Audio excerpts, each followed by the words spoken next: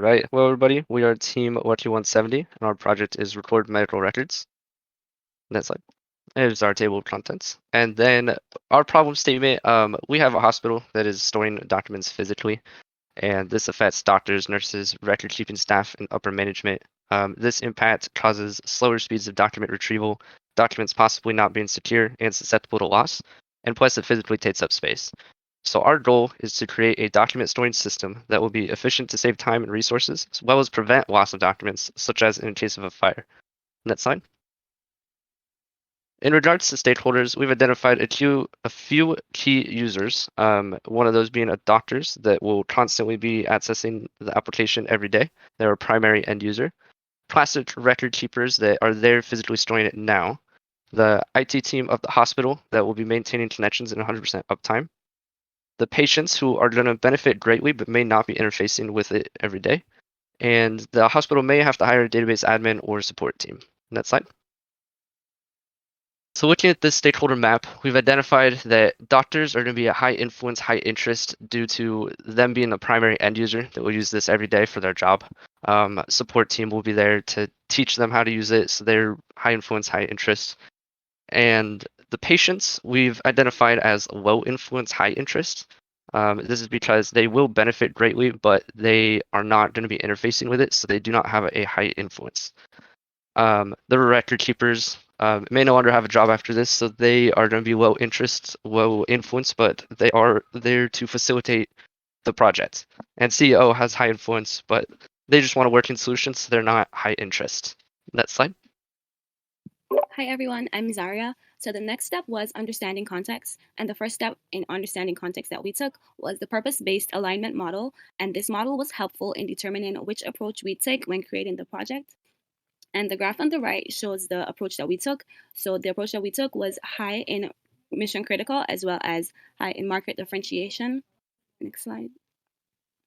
The next step that we took was to ask ourselves 6 questions to have a better understanding of the purpose and to ensure the project that we were delivering had value. So we asked ourselves these 6 questions, which are to whom do we serve?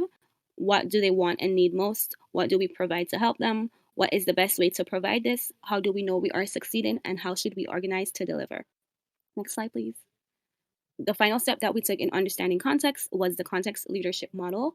So once we knew the approach that we wanted to take, we did this context leadership model to find an appropriate leadership style for us based on the project we were delivering. And the one that worked best for us was the Colts. This worked well because it was a simple project that we had to deliver, but we also had to produce a new product. Hey guys, Kenny here going over chapter 13. This chapter is being able to understand what factors are needed that will decide if the project is worth pursuing. One way we decided if our project was worth doing was taking the project opportunity assessment. This assessment is a set of questions that are based around the product opportunity. These questions help determine if the project is worth it, figure out who are we helping, and what is needed to solve this. Questions include who benefits from the solution of the problem and what will be gained from solving this problem.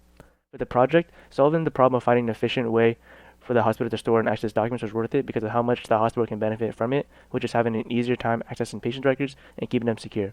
We also found out what is needed to be successful, which includes the doctors and nurses being able to adapt to using this new technology. Another way that helped us with our project was the problem statement. The problem statement helped provide context of our problem by having us answer who was going to be affected by this problem and much more. Answering these statements helped us determine the impact of this problem, which was that it will cause the loss of patient records and how this problem affects the hospital employees, such as doctors and nurses. Answering these statements helped us as a team understand the background of the problem, like who it involves, which will help us determine what the solution could be. Now I'm going to pass it to Jabari to discuss chapter 14. In chapter 14, we covered understanding the solution. I'll introduce 3 different mapping techniques, and some examples applicable to our project context are included on the right. The first mapping technique is impact mapping, which creates a roadmap for reaching the goal we want to achieve. And we can see we strategize the goal, the plan, and targets, which indicate our success. We include actors that can help us achieve the goal, the impact our product should have on those actors, and the project components necessary to create that impact. Next slide. The second mapping technique is story mapping, which is a visual representation of a backlog that provides additional context regarding how backlog items are related to each other. Essentially, it is an alternative approach to a flat backlog. Story mapping describes the journey a customer takes with the product, including the activities and tasks they complete. User stories are expressed as features and are ordered vertically based on product dependencies or more sophisticated implementations. Next slide. The last mapping technique is mind mapping, which is a diagram that represents the outline of a central topic. The diagram includes other related ideas, which become more detailed at each level. And these ideas may be other subtopics that continue another branch or other important aspects to consider.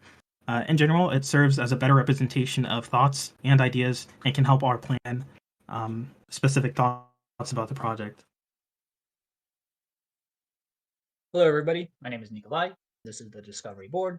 It is comprised of 4 primary columns: the new column, ready to sized, the ready to rock column. An item from the new column is a patient used their clinic visit history. An item from the ready to size is a patient used record. An item from the size column is the clinic makes a recommendation for a patient. An item from the ready to rock column is clinic storing patient medical records and then being it. Slide, please. The definition ready will have a small enough user story and acceptance criteria where the product owner or the hospital ICO is satisfied with the user story and we figure out what needs to be done for it. We have testable examples that we've obtained about what occurs. We created mockups and models that demonstrate what is going on within the app. We know the dependency list of what other features and actions will be impacted by any one particular feature and action, and we know stakeholders are, which is typically the hospital CEO, doctors, nurses, medical support team, staff, patients, patient families, and all that jazz. Next slide. Next is the discovery board, comprised of 6 primary columns: the ready for the development, development in progress, ready for testing column, testing in progress, ready for the product to okay the feature, and then of course the done column. An item from the ready for development is a clinic archiving a patient's medical record. An item from the development in progress is a clinic communicating with other practitioners. Ready for testing is a patient views their test results. An item from the testing in progress is the hospital makes a recommendation to a patient. An item from the awaiting product owner, okay, is patient messaging the clinic. An item from the done column is having a page the employees can create a patient medical record. Next slide. Next is the definition of done, where we have the feature action that has been coded. The coder tests the features in the database in the user interface. The feature behaves as intended and does not do what is not intended. The feature in action has been tested by someone other than a coder. Any issues and bugs have been resolved.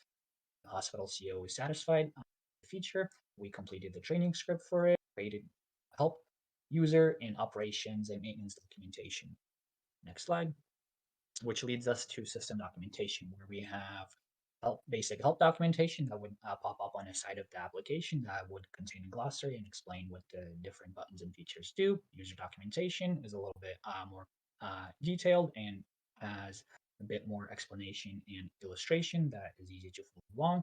And the operations and maintenance documentation, which would contain the glossary, catalog, process flows, user interface description, and permissions.